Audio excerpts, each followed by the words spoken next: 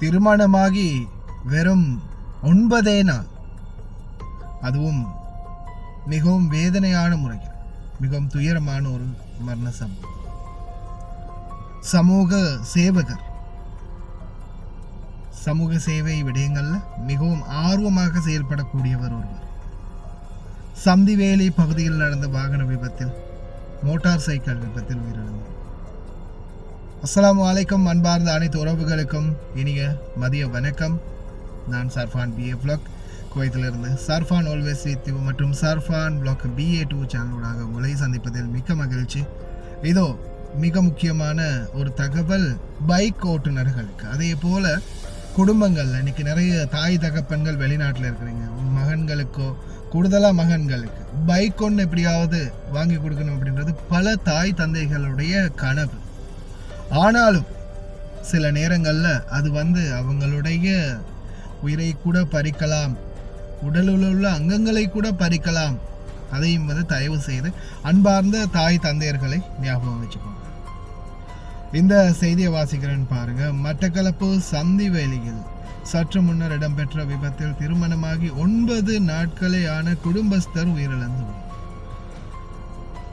அதாவது நேற்றைய முன்தினம் இந்த தகவல் வந்திருக்குது. இன்று மாலை 5:30 மணி அளவு சந்திவேலி பிரதான வீதிகள் சந்தைக்கு முன்பாக 2 மோட்டார் சைக்கிள்கள் நேருக்கு நேர் மோதி பாரிய விபத்து ஒன்று இடம்பெறுகின்றது.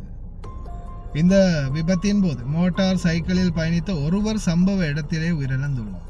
உயிரிழந்தவர் சந்திவேலியைச் சேர்ந்த 27 வயதான வடிவேல் மோகன சாந்தன் எனும் இளைஞன் ஆவார். கடந்த 9 தினங்களுக்கு முன்னதான் குறித்த இளைஞர் திருமணம் முடித்தது குறிப்பிடத்தக்கது. விபத்தில் சிக்கிய மற்றைய இளைஞனும் கை கால்களில் பலத்த காயத்துடன் மட்டக்களப்பு போதனா வைத்தியசாலையில் அதிதீவிர சிகிச்சை பிரிவில் அனுமதிக்கப்பட்டுள்ளார். அதே போல இந்த 2வது விபத்துல சிக்கின இளைஞரும் உயிரிழந்துட்டார் அப்படின்ற மாதிரி எனக்கு ஒரு தகவல் கிடைச்சது. அதோடைய உண்மைத்தன்மையை பற்றி எனக்கு தெரியாது, கிடைச்ச தகவல் ஒன்று. ஆனால் அதை பற்றிய உண்மைக்குமே தெரிஞ்சிருந்தா அவரும் உயிரிழந்திருந்தார் அப்படின்றதையும் மறக்காம தெரிஞ்சவங்க யாராவது இருந்தால் கமெண்ட்ல பதிவு செய்யுங்க.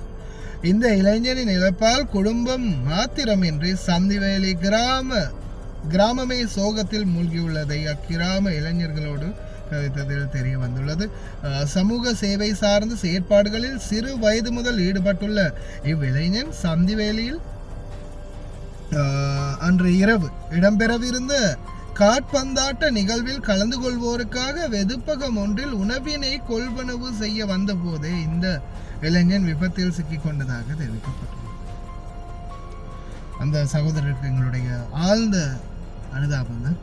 அதே போல வாகன விபத்துக்கள் அடிக்கடி இலங்கையில பதிவாகிட்டே இருக்குது. உயிர் போற விபத்துக்கள் இன்னும் அதிகரிச்சு கொண்டே இருக்குது. அதுலயும் குறிப்பா பாத்தீங்கன்னா பைக் ஓட்டுநர்கள். நான் இங்கேயும் அடிக்கடி இன்ஃபார்ம் பண்ணுவேன் குவைத்தில் இருக்கக்கூடிய பைக் ஓட்டுநர்களுக்கும். ஏன்னா நாங்கள் குவைத்தில் அடிக்கடி ஒவ்வொரு ஏரியாக்களுக்கும் போகும்போது ஒவ்வொரு ரோடுகளையும், குவைத்தை சுற்றி இருக்கிற ஒவ்வொரு ரோடுகள்லையும் நாங்கள் பார்க்கக்கூடிய விடயம் என்னென்னா, ஒவ்வொரு ஓரமாக ரோட்டு ஓரங்களில், சிக்னல் லைட் ஓரமாக, ரவுண்ட் அபவுட்களில் பைக் மட்டும் தனியாக அனாதே அணிக்கும். பைக்கில் ஏதாவது ஒரு பக்கம் உடஞ்சிருக்கும், ஹெல்மெட் தனியாக கிடக்கும், பைக் மட்டும் ஒரு ஓரமாக நிறுத்தப்பட்டிருக்கும். அப்படி நிறுத்தப்பட்டிருந்தாலே அந்த பைக் விபத்துக்குள்ளாக இருக்குது அப்படின்றது தான் அர்த்தம். ஏன்னா பைக் விபத்துக்கள் இங்கேயும் அதிகம். அதே மாதிரி நாட்டில் குழந்தைகளுக்கு நீங்கள் பைக் வாங்கி கொடுக்குறீங்களா இருந்தால் தயவு செய்து முடிஞ்ச வரைக்கும் புத்திமதிகளை போடணும். ஏன்னா நம்ம குழந்தைகளுடைய விருப்பத்துக்கு இணங்க, அதே மாதிரி அவங்களுடைய ஆசைகளுக்கு மறுப்பு தெரிவிக்காமல் அவங்க செல்கிற சில விஷயங்களை நாம் செய்வோம். ஆனால் அதுவே அவங்களுக்கு ஆபத்தாக கூட முடிஞ்சிடும். அதனால் அன்பார்ந்த தாய்மார்களே, தந்தைமார்களே, சகோதர சகோதரிகளே, தயவு செய்து இந்த விடயத்தில் ரொம்ப கவனமாக இருங்க. உண்மையிலேயே ரொம்ப வேதனையான ஒரு விடயம். திருமணமாகி வெறும் 9 நாள். அதே மாதிரி சமூக ஆர்வலர் ஒருவர், நல்லவங்களுக்கு காலம் இல்லைன்னு சொல்லுவாங்க. அந்த அடிப்படையில் உண்மையிலேயே மிகவும் துயரமாக இருக்குது. அவங்களுடைய குடும்பங்களுக்கும் எங்களுடைய ஆழ்ந்த அனுதாபங்கள். அதே போல் சந்திவேலி மக்கள், அவருடைய மரணத்துக்காக வேதனைப்படும் அனைத்து மக்களுக்கும் எங்களுடைய ஆழ்ந்த அனுதாபங்கள். அதே மாதிரி வெளிநாடு வாழ் சொந்தங்களே, உங்களுடைய குழந்தைகளுக்கு நீங்கள் ஏதாவது ஒரு பொருளை கொடுக்குறீங்கன்னாலோ, அல்லது நான் தொடர்ந்துமே சொல்லுவேன், பணம் அனுப்புறீங்கன்னாலோ, அவங்க ட்ரிப் போகிறோம், இல்லை நண்பர்களோட பார்ட்டி வைக்க போகிறோம், இந்த மாதிரி ஒரு விடயங்கள் சொல்லும் போதும் நீங்கள் பணம் அனுப்பினீங்கன்னா தயவு செய்து அந்த குழந்தைகளுடைய நிலைமை என்ன, யாரோட போகிறாங்க, எந்த ஊருக்கு போகிறாங்க, அந்த ஏரியாவுடைய நிலைப்பாடு என்ன, அதை பற்றி கொஞ்சம் சிந்திச்சு விவரித்து அதை பற்றின விடயங்களை வந்து உங்களுடைய குடும்ப உறுப்பினர்கள்ட்டையோ அல்லது உங்களுக்கு தெரிந்தவர்கள்ட்டையோ வினவின பிறகு அதில் எதுவும் ரிஸ்க் இல்லை அப்படின்ற பட்சத்தில் அவங்களுக்கு வந்து அந்த வாய்ப்பை பெற்றுக் கொடுங்க. அப்படி இல்லாத பட்சத்தில் அவங்களுக்கு முடிந்த வரைக்கும் புத்திமதிகளை கூறி அந்த விடயங்களை தவிர்த்து கொள்ள பாருங்கள். நீங்களே உங்களுடைய குழந்தைகளுக்கு ஆபத்துக்களை ஏற்படுத்தி விட்டுறாதீங்க. தயவு செய்து ரொம்ப கவனமாக இருங்க. இது சம்மந்தமாக பார்த்தீங்கன்னா ஒரு சகோதரரும் ஒரு வீடியோ ஒன்று பதிவிட்டிருக்கிறாரு. அந்த வீடியோ காட்சியும் இருக்குது. அதையிலும் அவர் வந்து குறிப்பிடுற அந்த விடயத்தை வந்து நாமளும் கேட்டு பார்க்கலாம். திருமணமாகி 9 நாட்களேயான இளம் குடும்பஸ்தர் உயிரிழப்பு. நேற்றைய தினம் இந்த தகவலை நான் Facebook வலைதளத்துல நான் பார்த்தேன். அந்த தகவலை நான் உங்களோட நான் ஷேர் பண்றேன். இப்ப அந்த தகவலை நான் ஃபுல்லா வாசிக்கிறேன்.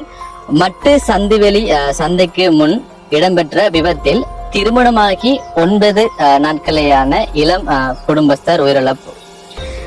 இன்று மாலை 5 மணி அளவில், அதாவது 18ஆம் தேதி நேற்றைய தினம் 5 மணி அளவில் சந்திவெளி பிரதான வீதியில் சந்தைக்கு முன்பாக 2 மோட்டார் சைக்கிள்கள் நேருக்கு நேர் மோதி பாரிய விபத்து ஒன்று சம்பவித்துள்ளது.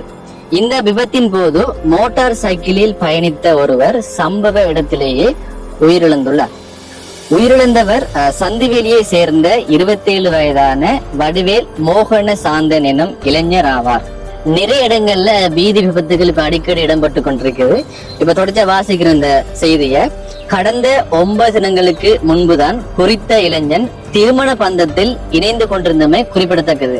பாருங்க, 9 தினங்கள் தான், எவ்வளவு கனவுகளோட எவ்வளவு ஆசைகளோட அவர் திருமணம் செய்திருப்பாரு. ஓகேங்க.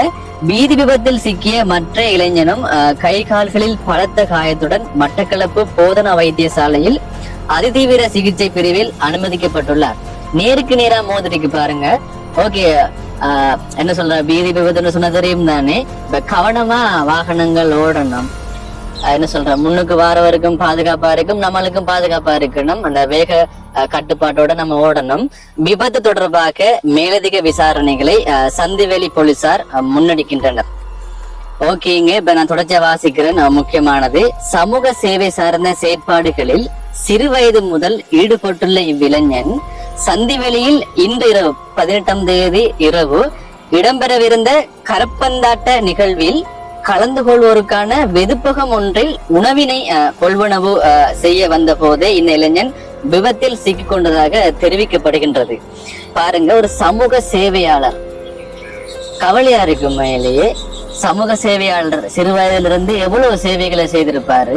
இந்த சந்திவெளியில இப்ப என்ன, பல இளைஞர்களால மதிக்கப்படுற ஒரு ஆளை வந்து காணப்படுறாரு. நிறைய பேர் சந்திவெளியாகட்டும் மட்டக்குப்பிள்ளையாகட்டும் நிறைய பேர் ஷேர் பண்ணிருந்தாங்க. சிறந்த சமூக சேவையாளர் இப்போது உயிரிழந்துறதுன்னா அவங்களோட அனுதாபங்களை தெரிவித்திருந்தாங்க. ஓகேங்க. அதுதான் இப்ப என்ன சொல்லணும்னு சொன்னால், நிறைய விபத்துகள், வீதி விபத்துகள் இடம்பெற்று கொண்டிருக்கு. கடந்த சில நாட்களுக்கு முதல் சமூக வலைத்தளங்கள்ல பரவலாக ஒரு வீதி விபத்து ஒன்று நிறைய பேரால பகிரப்பட்டது. ஒரு வயதானவர் தொலைபேசி பேசிக்கொண்டே அவர் போக வேண்டிய பாதையிலிருந்து விலகி முன்னுக்கு வந்த பைக்ல மோதி அதுல ஒரு வீதி விபத்து ஒன்று ஏற்பட்டது. அப்படி என்ன, வாகனம் ஓடும் போது கவனம் வந்து என்ன பாதையில தான் இருக்கணும். அப்ப ஒரு அலட்சியத்தால யாருக்கும் வந்து பாதிப்பு ஏற்படக்கூடாது. அதான் நான் சொல்ல வாரது, கவனமா வாகனம் ஓடுங்க. சமூக சேவையாளரான வடிவேல் மோகன சாந்தன் அவர்களது இழப்பு குடும்பத்தினருக்கும் சந்திவெளி கிராமத்தினருக்கும் ஏற்றுக்கொள்ள முடியாத ஒரு இழப்பாக இருக்கின்றது. அண்ணனின் ஆத்மா சாந்தியடைய இறைவனை பிரார்த்திக்கின்ற